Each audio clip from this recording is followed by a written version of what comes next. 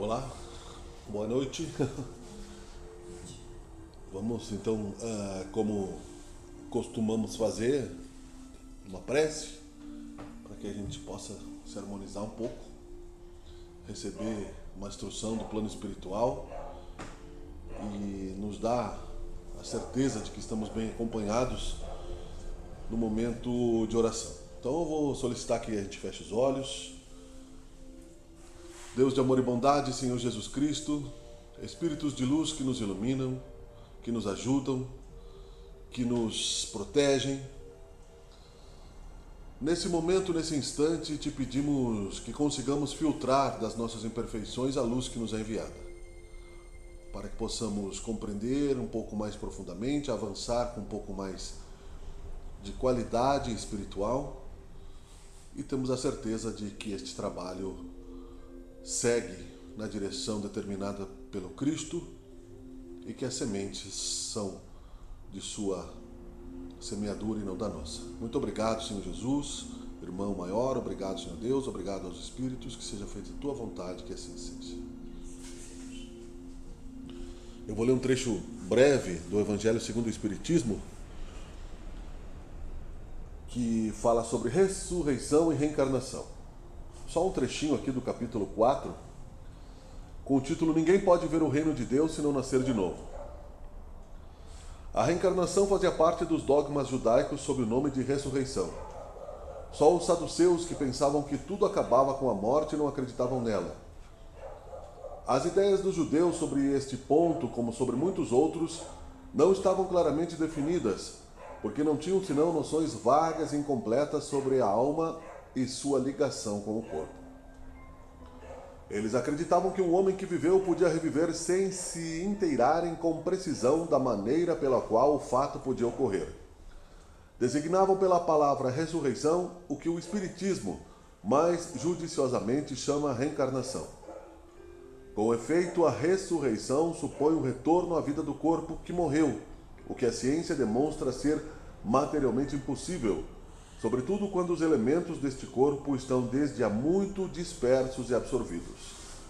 A reencarnação é o retorno da alma ou espírito à vida corporal, mas em outro corpo novamente formado para ela. Desculpa. E que nada tem de comum com o antigo. A palavra ressurreição poderá sim ser aplicada a Lázaro, mas não a Elias nem aos outros profetas. Se, pois, segundo sua crença, João Batista era Elias, o corpo de João não podia ser o de Elias, uma vez que se tinha visto João criança e se conheciam seu pai e sua mãe. João podia ser Elias reencarnado, mas não ressuscitado.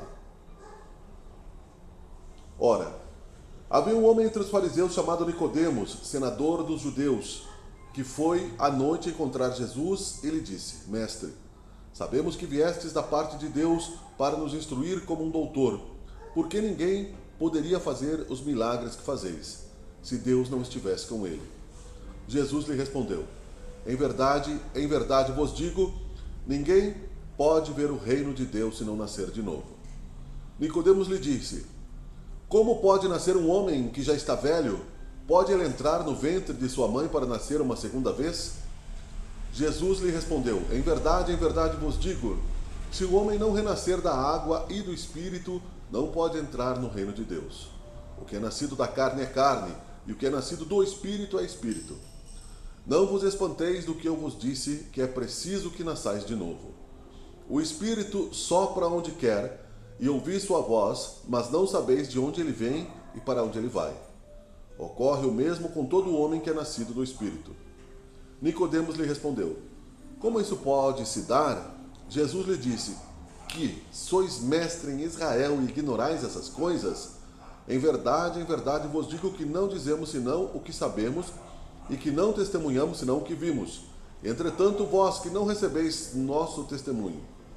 Mas se não me credes quando vos falo das coisas da terra, como me crereis quando vos falar das coisas do céu? E assim por diante. Falando sobre ressurreição e reencarnação, a gente vai conversar um pouquinho sobre isso, justamente porque eu pensava sempre como a gente coloca essas exposições espíritas no YouTube, no Facebook, para que o povo possa também compartilhar e escutar. O título seria: Como eu posso ter uma religião sendo imperfeito? Como eu posso ser imperfeito e acreditar em Deus? Me descobri imperfeito, e agora? Exatamente o que a humildade vai nos trazer. E quando eu falo imperfeito, não é que eu não tenha 2 pernas, 2 braços, né? Mas espiritualmente imperfeito. Fisicamente podemos ser também. A necessidade de entrarmos no Espírito de Jesus Cristo é tão grande hoje em dia que nos obriga, assim, a tirarmos o medo da religião, que significa nos religarmos a Deus. Religare, ou seja, voltarmos à nossa origem divina, que é o que Ele quer que nós façamos. Por isso permitiu que Jesus viesse ao plano físico, se materializasse, nascesse como carne e nos desse o caminho, a verdade e a vida. Eu gosto bastante de costurar essas parábolas de Jesus, porque elas são tão maravilhosamente feitas por Ele, que elas nos dão um norte, independente daquilo que somos hoje. Porque a reencarnação explica os nossos problemas de caráter, de psicologia, de física, de economia.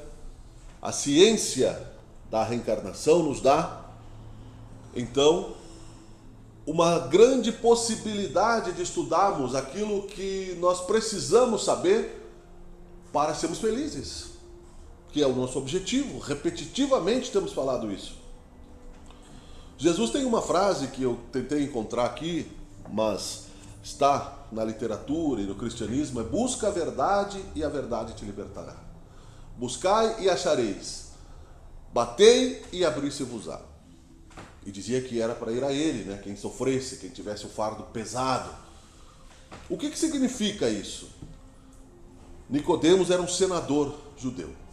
A gente sabe pela história que os judeus tinham uma briga com os romanos, que invadiram lá a Judéia e que dominaram economicamente, mas deixaram a religião em paz.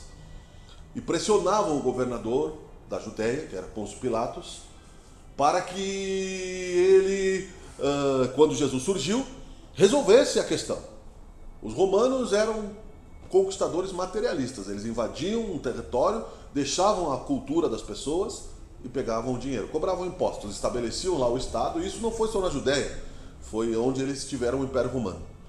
Mas ali, aonde espíritos reencarnados, exilados da capela e de outros orbes, já com um grau de inteligência bastante desenvolvido, por isso que Jesus provoca Nicodemos quando diz: tu é doutor da lei e não sabe sobre a reencarnação? Como é que tu pode então ser uma autoridade? Foi isso que Jesus quis dizer. Se tu não acredita em mim, quando eu falo das coisas da terra, como é que tu vai acreditar na reencarnação? Hoje, depois, a explicação mastigada dessa parábola é que o vento, a água que Jesus fala, é a água do útero. Não pode o homem ver o reino de Deus se não voltar para o útero de sua mãe, reencarnando. Não juntando elementos que a natureza já transformou em pó. Do pó viemos, ao pó voltaremos materialmente. Então, ao termos essa noção da reencarnação e sabendo que uma única existência não é o suficiente para sermos perfeitos, passamos a exigir de nós aquilo que nós podemos dar com uma qualidade superior, é claro, porque nós temos a certeza de que a lei de causa e efeito resolve a justiça de Deus. A justiça não está distorcida no universo. Há o governo divino agindo. E Jesus representa uma parte desse governo de Deus, porque ele é governador da terra, uma alma com mais de 4 bilhões de anos de desenvolvimento, portanto, tinha noção de tempo e de espaço muito diferentes da nossa. Noções que ele teve humildade em não nos humilhar ao falar por parábolas, justamente para que não nos sentíssemos travados na busca pela felicidade. Então nós sabemos, todos buscam a felicidade. O egoísta, o corrupto, aquele que se perdeu nos caminhos da vida, em todos os sentidos. Somos filhos de Deus. Mas nenhuma ovelha se perderia, disse Jesus, ou seja, a vida eterna. Sendo a vida eterna, nós tendo essa compreensão filosófica, racional, a fé compreendida de uma maneira clara para o nosso cérebro, que já se desenvolveu intelectualmente bastante, nós não somos mais espíritos primitivos, nós somos espíritos regenerados ou em fase de regeneração. Significa que já erramos bastante. E, portanto, temos a condição de compreender o caminho de volta. O caminho de aceitação da lei de causa e efeito e do amor. Quando se fala em amor, se fala em consciência. Não basta nós dizermos assim, agora eu amo. Quando nós amamos, às vezes sem saber o porquê, às vezes aquilo é uma continuação de um encontro, de uma outra encarnação, que já há um desenvolvimento naquilo ali, já há uma situação gerada nas vidas passadas e que está sendo dada continuidade, né? Como diz a música, né? Quem tem amor na vida tem sorte, né? Diz o Zé Ramalho. Mas sorte e azar não existe na lei de Deus, né? Existe o merecimento.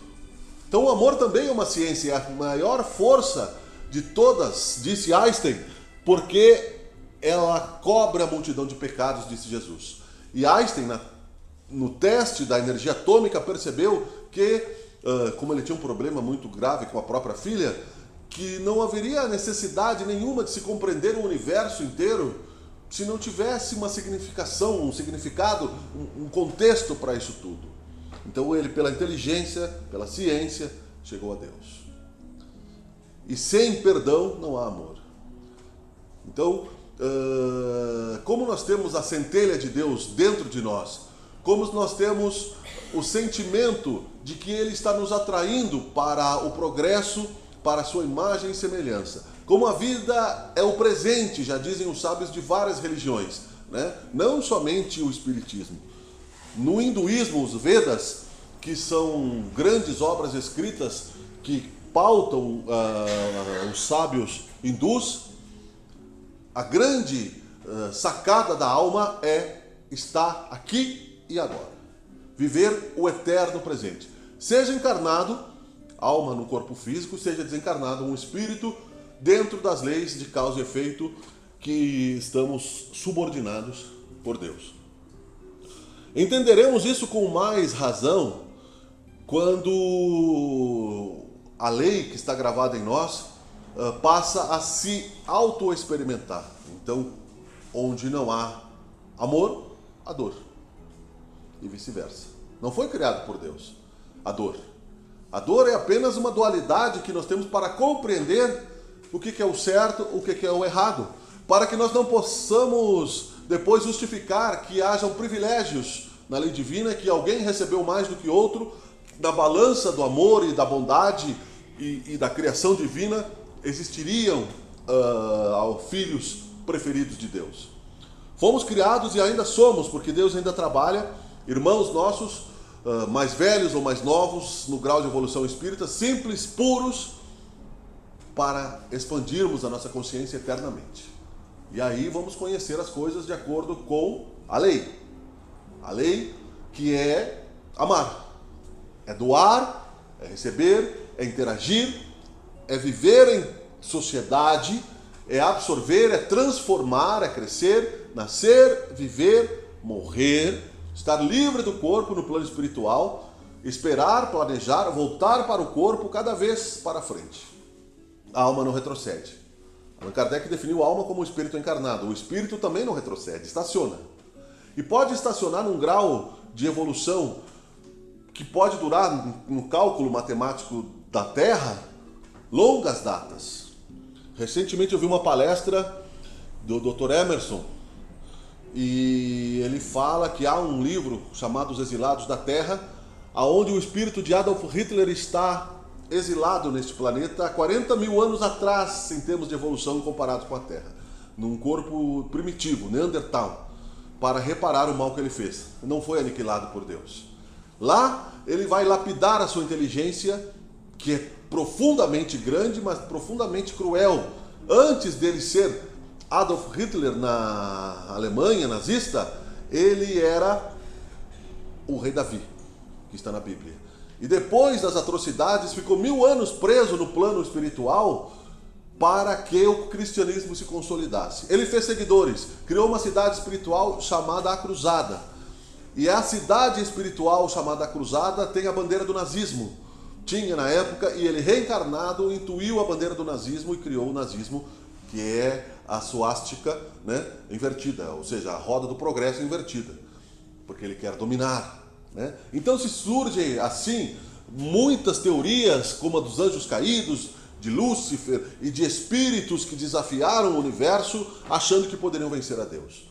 Mas não existe essa batalha entre o bem e o mal a não ser dentro de nós, né? Somente dentro de nós é que pode existir o bem e o mal.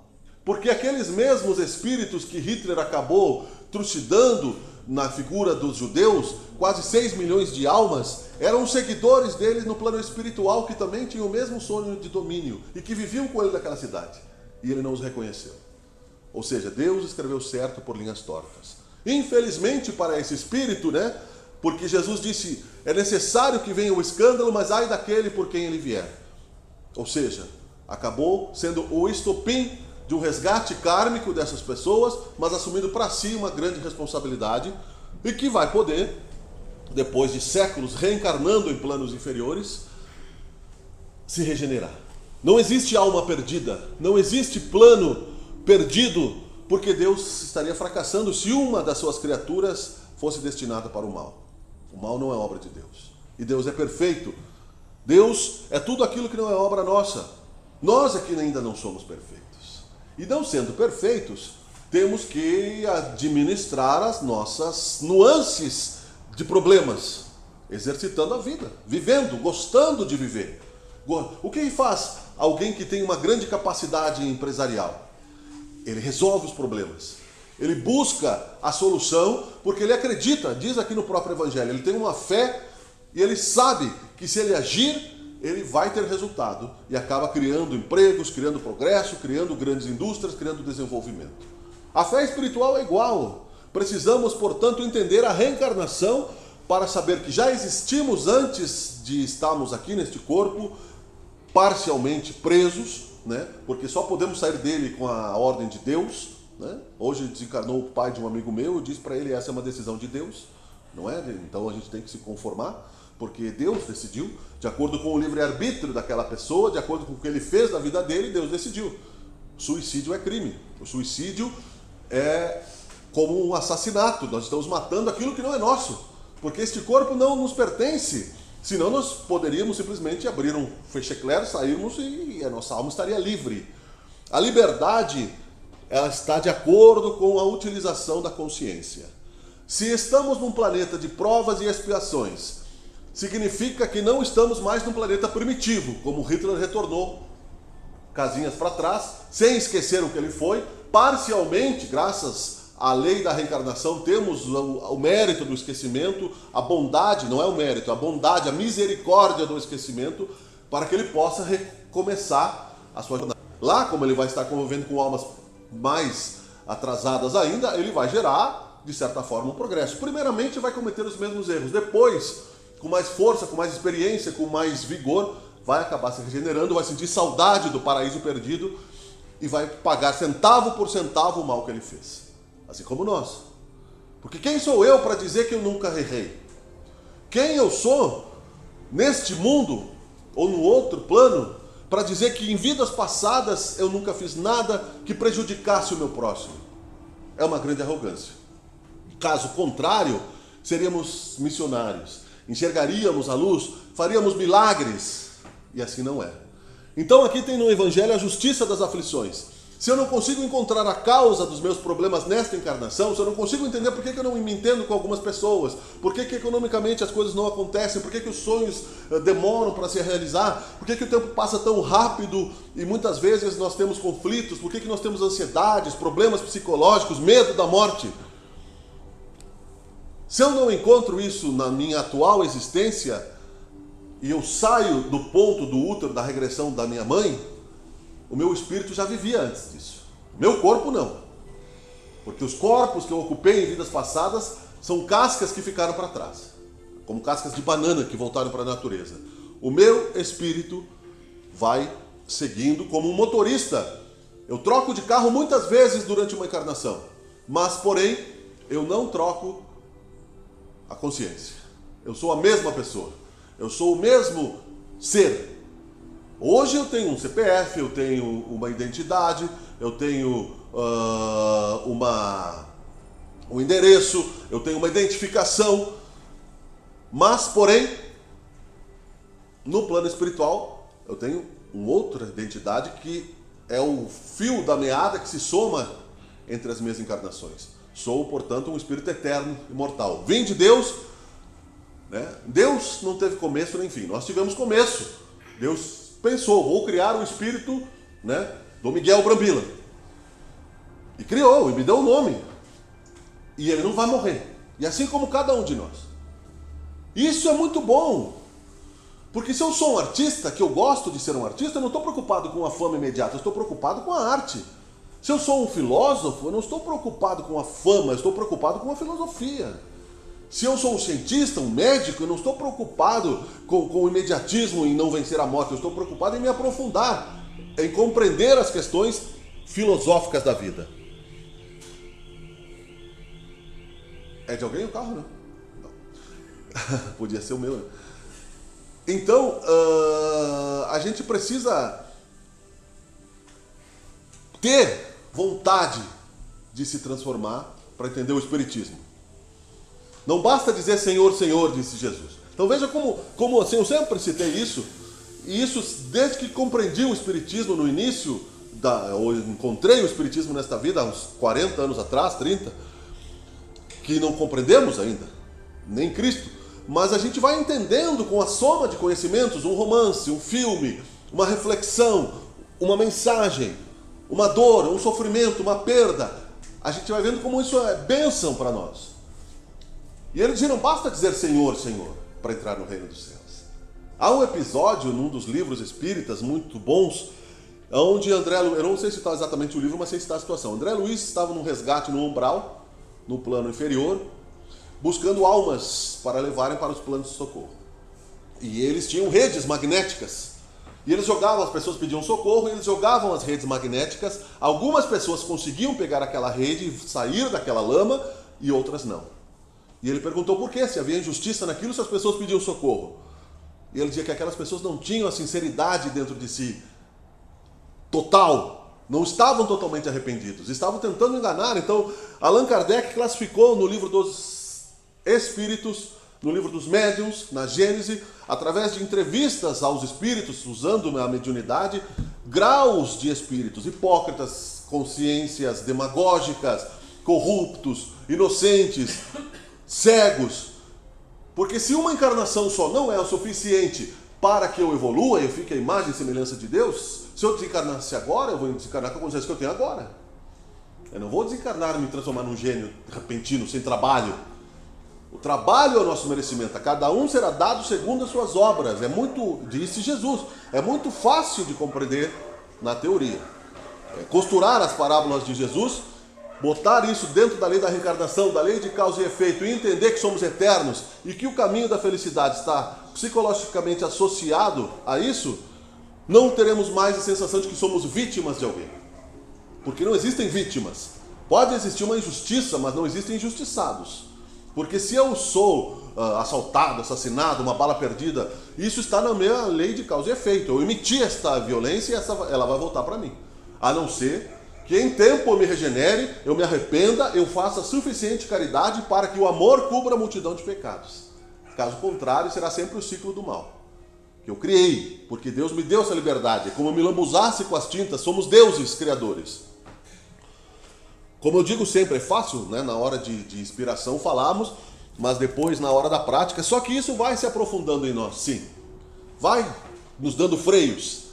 A gente vai perceber que é bom mergulhar na parábola, na missão, na compreensão de Jesus, independente das nossas mazelas pessoais. Não precisamos sentir vergonha, porque Deus sabe quem nós somos. Ele é Deus, Ele que nos criou. Nossos filhos nós não conhecemos totalmente, porque eles são espíritos. Nós conhecemos parcialmente pela inocência que eles apresentam, mas depois de um tempo a gente já não conhece mais. Ninguém sabe o que os filhos adultos fazem longe de nós. Portanto, não nos surpreendamos com o que acontece com eles, porque eles têm o livre-arbítrio deles, eles são espíritos. Mas Deus não, Deus está dentro de nós também, Ele é o nosso Pai, Ele sustenta o universo. Então, se eu quero sair da zona de conforto e ser mais feliz, eu preciso entender: buscai primeiramente o reino de Deus e o resto vos será dado por acréscimo. E buscar não significa ter a jornada já vencida, significa andar. Quando eu começo uma viagem, vai ter o ponto de partida, o tempo que eu vou levar para chegar, os obstáculos do caminho, mas se eu sou determinado o suficiente, se eu sei a distância, eu vou chegar. Igual a Deus nós nunca vamos ser, porque Ele é Deus, nós seremos a sua imagem e semelhança. E é por isso que o Espiritismo foi feito e formatado para um plano de provas e expiações, para espíritos em fase de regeneração, falíveis, possíveis de quedas, sujeitos a tentações. Nós estamos ainda na faculdade do espírito, nós estamos ainda nos planos secundários, não somos mais primitivos, mas estamos em regeneração. Como eu disse, já erramos, sofremos, pagamos uma parte, outra parte, está em moratória porque Deus nos dá caridade. Se nos encontra fazendo bem, o inimigo, Deus suspende a lei de causa e efeito que nos faria pagar imediatamente, e nos dá, na parábola dos talentos é dito isso, a chance de reconstruirmos a nossa obra de uma maneira diferente. Somos construtores de nós mesmos. Somos obras de nós mesmos. E essa misericórdia seria sem graça, se Deus criasse todo mundo em série para Ele próprio. E todo mundo fosse, fantoche, cobaias de Deus, como dizia Cazuza, Não somos. Somos filhos de Deus no exercício da nossa construção, imperfeitos, mas com a felicidade de já nos sabermos eternos, de nos acreditarmos, imortais, de sabermos que os nossos irmãos, parentes e amigos e amores desencarnados não morreram, estão vivendo, e que nós poderemos realizar o que quisermos, se quisermos. Fico surpreso, para concluir, o grau de... Por isso que eu percebi e citei do espírito de Adolf Hitler, que foi, citando o nome dele na última...